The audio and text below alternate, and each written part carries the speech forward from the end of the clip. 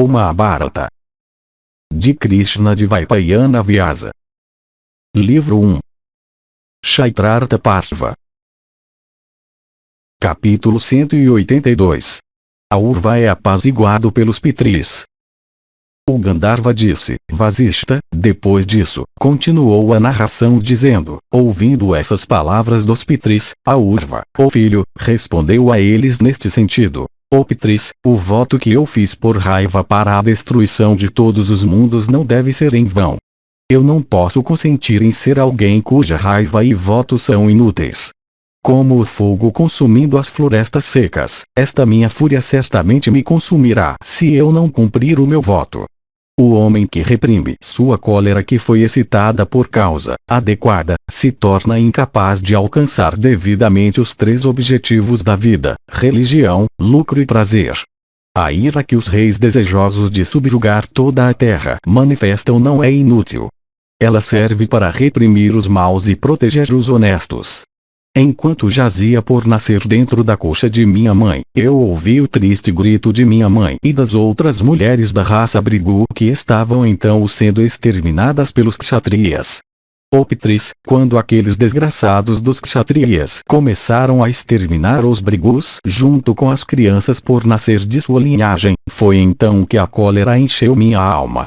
Minha mãe e as outras mulheres da nossa raça, cada uma em um estado avançado de gravidez, e meu pai, terrivelmente apavorados, não encontraram em todos os mundos um único protetor.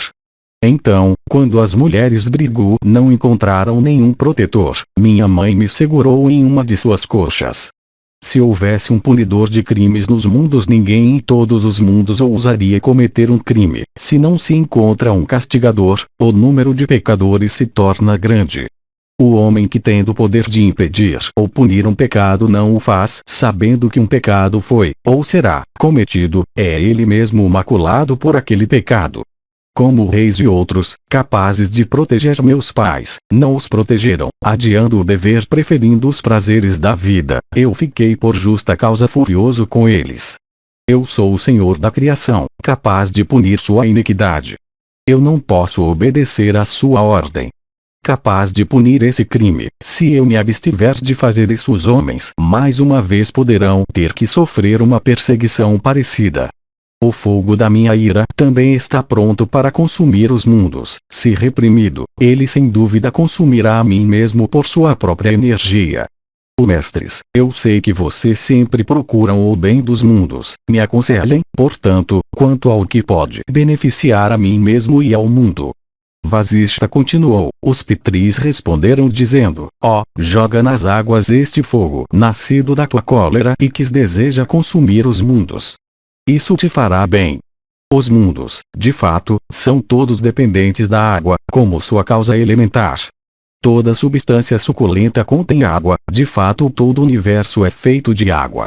Portanto, ó tu melhor dos Brahmanes, lança a esse fogo da tua ira as águas. Se, portanto, tu desejares, ó Brahmane, que esse fogo nascido da tua cólera resida no grande oceano, consumindo as águas dele, pois é dito que os mundos são feitos de água. Desse modo, ó impecável, a tua palavra se tornará verdadeira, e os mundos com os deuses não serão destruídos. Vasishtha continuou. Então, ó filho, a Urva lançou o fogo da sua ira na residência de Varuna. E aquele fogo que consome as águas do grande oceano se tornou como uma grande cabeça de cavalo, a qual as pessoas conhecedoras dos Vedas chamam pelo nome de Vadavamukha. E emitindo a si mesmo daquela boca, ele consome as águas do oceano poderoso. Abençoado sejas! Não cabe a ti, portanto, destruir os mundos. Ó Parasara, que és conhecedor das mais elevadas regiões, tu és o principal dos homens sábios. Capítulo 183. O sacrifício destruidor de Rakshasas de Parasara é parado. O Gandharva continuou. O sábio Brahmane, Parasara, assim abordado pelo ilustre Vasishtha, impediu sua ira de destruir os mundos. Mas o Rishi Parasara, dotado de energia, o grande filho de Saktri, o principal de todos os conhecedores dos Vedas, realizou um grande sacrifício Rakshasa. E se lembrando da morte de seu pai Saktri, o grande Muni começou a destruir os Rakshasas, jovens e velhos, no sacrifício que realizou. E Vasishta não o impediu de matar os Rakshasas, pela determinação de não obstruir este segundo voto, de seu neto. E naquele sacrifício o grande Muni Parasara sentou-se perante 3 fogos ardentes, ele mesmo como um quarto fogo. E o filho de Saktri, como o sol emergindo das nuvens, iluminou o firmamento por meio daquele seu sacrifício imaculado no qual foram despejadas grandes libações de manteiga clarificada. Então Vasishta e os outros rishis consideraram aquele Muni ardente com sua própria energia como se ele fosse o segundo sol. Então o grande Rishi Atri de alma generosa, desejoso de terminar aquele sacrifício, uma realização muito difícil para outros, foi até aquele local. E foram lá também, Otto matador de todos os inimigos, Pulastya e Pulaya, e Kratu, o realizador de muitos sacrifícios grandiosos, todos influenciados pelo desejo de salvar os Rakshasas. E, ó touro da raça Bharata, Pulastya então, vendo que muitos Rakshasas já tinham sido mortos, disse estas palavras a Parasara, o opressor de todos os inimigos. Não há obstrução, eu espero, a este teu sacrifício, ó filho. Derivas algum prazer, ó filho, deste massacre de todos esses Rakshasas inocentes que nada sabem sobre a morte do teu pai? Não cabe a ti destruir nenhuma criatura dessa forma. Esta, ó filho, não é a ocupação de um Brahmane dedicado ao ascetismo. A paz é a maior virtude. Portanto, ó Parasara, estabelece a paz. Como tu podes, ó Parasara, sendo tão o superior, estar envolvido em tal prática pecaminosa? Não cabe a ti pecar contra o próprio Saktri que era um bom conhecedor de todas as regras de moralidade. Não cabe a ti eliminar nenhuma criatura. Ó descendente da linhagem de Vasishta, o que aconteceu ao teu pai foi ocasionado pela maldição dele próprio. Foi por seu próprio erro que Saktri foi levado daqui para o céu. O Muni, nenhum Rakshasa era capaz de devorar Saktri, ele mesmo providenciou a sua própria morte. E, ó Parasara, Visvamitra foi somente um instrumento cego nesse caso. Ambos, Saktri e Kalmashapada, tendo ascendido ao céu estão desfrutando de grande felicidade. E também os outros filhos do grande Rishi Vasishta que eram mais novos do que Saktri estão agora mesmo se deleitando com os celestiais. E, ó filho, ó prole do filho de Vasishta, tu também tens sido, neste sacrifício, somente um instrumento na destruição desses Rakshasas inocentes. Ó, abençoado sejas! Abandona esse teu sacrifício. Deixa que ele acabe. O Gandharva continuou, assim abordado por Pulastya, como também pelo inteligente Vasishta, aquele Muni, o poderoso filho de Saktri, então deu fim àquele sacrifício. E o Rishi lançou o fogo que tinha acendido para o sacrifício dos Rakshasas nas profundas florestas no norte de Himavati. E esse fogo pode ser visto desde aquele dia consumindo Rakshasas e árvores e pedras em todas as épocas. Capítulo 184. Kalmashapada é amaldiçoado por devorar um Brahmane.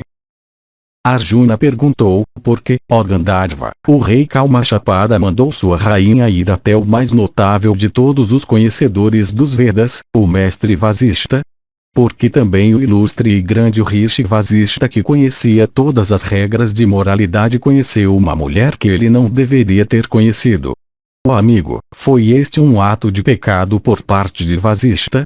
Cabe a ti remover as dúvidas que eu tenho e apresentar sua solução.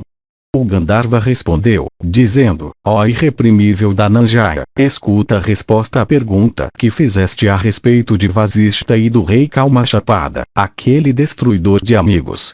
Ó tu melhor dos Bharatas, eu te disse tudo sobre a maldição do rei Kalmashapada por Saktri, o filho ilustre de Vasishta. Trazido sob a influência da maldição, aquele matador de todos os inimigos, o rei Kalmashapada, com os olhos girando de raiva, saiu de sua capital acompanhado por sua mulher. E entrando com sua mulher nas florestas solitárias o rei começou a vagar por elas. E um dia, enquanto o rei, sob a influência da maldição, estava andando através daquela floresta cheia de várias espécies de veados e outros animais e coberta com numerosas árvores grandes e arbustos e trepadeiras e ressoando com gritos terríveis, ele ficou extremamente faminto. E o monarca então começou a procurar por alimento. Oprimido pela fome, o rei finalmente viu, em uma parte muito solitária das florestas, um Brahmana e sua mulher tendo prazer um com o outro. Alarmados ao verem o monarca, os dois fugiram, com seu desejo insatisfeito. Perseguindo para que fugia, o rei agarrou o Brahmane à força. Então a Brahmane, vendo seu marido capturado, dirigiu-se ao monarca, dizendo: escuta o que eu digo, o monarca de votos excelentes. É conhecido no mundo inteiro que tu és nascido em uma linhagem solar, e que tu és sempre vigilante na prática da moralidade e dedicado ao serviço aos teus superiores. Não cabe a ti cometer um pecado, ó irreprimível, embora privado da tua razão pela maldição do Rishi. Minha época, fértil, veio, e desejosa da companhia de meu marido, eu estava me unido a ele. Eu ainda não estou satisfeita. Sê bondoso conosco, ó tu melhor dos reis. Liberta meu marido. O monarca, no entanto, sem escutar seus gritos, cruelmente devorou o marido como um tigre devorando sua presa desejável. Tomada pela fúria ao ver aquilo, as lágrimas que aquela mulher derramou arderam como fogo e consumiram tudo naquele lugar. Aflita pela calamidade que alcançou seu marido, a Brahmane com raiva amaldiçoou o sábio real Kalma Chapada: vil desgraçado, como tu hoje cruelmente devoraste sob o meu próprio nariz o meu ilustre marido amado por mim, ainda antes de os meus desejos estarem satisfeitos. Portanto tu, ó perverso, afligido pela minha maldição, encontrarás a morte no instante em que te relacionares com tua mulher na época dela. E a tua mulher, ó canalha, dará à luz um filho unido-se àquele Rishi Vasishta cujos filhos foram devorados por ti. E aquela criança, o pior dos reis, será o perpetuador da tua linhagem. E amaldiçoando o monarca dessa forma, aquela senhora da casa de Angira, possuidora de todas as marcas propícias, entrou no fogo ardente a visão do monarca. E, ó opressor de todos os inimigos, o ilustre e exaltado Vasishta, por seu poder ascético e discernimento espiritual, imediatamente soube de tudo aquilo. E muito tempo depois disso, quando o rei ficou livre da maldição, ele se aproximou de sua mulher Madayanati quando a época dela chegou. Mas Madayanati suavemente o afastou. Sob a influência da paixão, o monarca não recordou aquela maldição. Ouvindo, no entanto, as palavras de sua mulher, o melhor dos reis ficou terrivelmente alarmado. E se lembrando da maldição, ele se arrependeu amargamente do que tinha feito. Foi por essa razão, ó tu melhor dos homens, que o monarca, contagiado pela maldição da Brahmane, nomeou Vasishta para gerar um filho em sua rainha. Capítulo 185. Os Pandavas escolhem Daunya como seu sacerdote. Arjuna perguntou: ó Gandharva, tu és conhecedor de tudo. Dize-nos, portanto, qual Brahmane conhecedor dos Vedas seria digno de ser nomeado nosso sacerdote? O Gandharva respondeu: há nestas florestas um santuário de nome Utkoshaka. Daumya, o irmão mais novo de Devala, está lá dedicado a penitências ascéticas. O nomeie, se desejarem, seu sacerdote. Vaisampayana disse. Então Arjuna, muito satisfeito com tudo o que tinha acontecido, deu àquele Gandharva sua arma de fogo com as cerimônias apropriadas. E dirigindo-se a ele, o Pandava também disse: ó tu melhor dos Gandharvas, que os cavalos que tu nos deste permaneçam contigo por algum tempo. Quando a ocasião chegar, nós os pegaremos de ti. Abençoado sejas. Então o Gandharva e os Pandavas respeitosamente saudaram uns aos outros e deixaram as margens encantadoras do Bhagirathi e foram para onde queriam. Então, ó Bharata, os Pandavas foram para Utkoshaka, o retiro sagrado de Daumya, e instalaram Daunya como seu sacerdote. E Daumya, o principal de todos os conhecedores dos Vedas, recebendo-os com presentes de frutas selvagens e raízes comestíveis, concordou em se tornar seu sacerdote. e os Pandavas, com sua mãe formando o sexto membro do grupo, tendo obtido aquele Brahmane como sacerdote, consideraram sua soberania e reino como já recuperados e a filha do rei Panchala como já obtida nos Vayamavara. E aqueles touros da raça Bharata, tendo obtido um mestre da Unia como sacerdote, também se consideraram colocados sob um poderoso protetor. E da Unia de grande alma, conhecedor do verdadeiro significado dos Vedas e de todas as regras de moralidade, tornando-se o preceptor espiritual dos Pandavas virtuosos, fez deles seus Yajamanas, discípulos espirituais. E aquele Brahmane, vendo aqueles heróis dotados de inteligência e força e perseverança como os celestiais, considerou-os como já restaurados, em virtude das suas próprias realizações, a sua soberania e reino.